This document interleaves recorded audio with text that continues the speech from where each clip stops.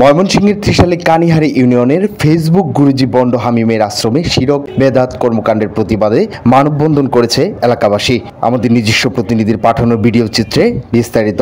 ময়মনসিংহের ত্রিশাল উপজেলার কানিহারি ইউনিয়নের হামিম জাহিরের আশ্রমে শিরক বেদাত, কুফরি, অনইসলামিক, অনৈতিক ও সন্ত্রাসী কর্মকাণ্ডের প্রতিবাদে 18 এপ্রিল শুক্রবার বাদজুম্বা বিয়ার্তা সেনবাড়ি মোড়ে কানিহারি ইউনিয়নের সর্বস্তরের তৌহিদি জনতার ব্যানারে মানববন্ধন ও বিক্ষোভ সমাবেশ অনুষ্ঠিত হয়েছে। ত্রিশাল থানার ওসি মনসুর আহমেদের নেতৃত্বে থানা পুলিশ সদস্য সহ সেনাবাহিনীর উপস্থিতিতে কোন প্রকার অঘটন ছাড়াই প্রায় 2000 লোকের উপস্থিতিতে মানববন্ধনে শামসুদ্দোহাস মাস্টারের সভাপতিত্বে বক্তব্য রাখেন কানিহারি ইউনিয়ন বিএনপির আহ্বায়ক নিজামুদ্দিন, মুফতি ইদ্রিস আলী, উপজেলা খেলাফত মজলিসের সাংগঠনিক সম্পাদক মাওলানা নজরুল ইসলাম, ইসলামী যুব আন্দোলন বাংলাদেশ ত্রিশাল উপজেলা শাখার সভাপতি হাফেজ ইয়াহিয়া মাহমুদ, ইউনিয়ন ইত্তেফাকুল উলামা দলের সাধারণ সম্পাদক মাওলানা আবু সুফিয়ান, 6 নং ওয়ার্ডের ইউপি সদস্য গিয়াসউদ্দিন, মাওলানা হুসাইন আহমেদ, ইউনিয়ন ছাত্র দলের সাংগঠনিক সম্পাদক সিয়াম আহমেদ সহ বিক্ষুব্ধ গ্রামবাসী। পরে দেশ ও মুসলিম উম্মার শান্তির কামনায় বিশেষ মুনাজাত করা হয়।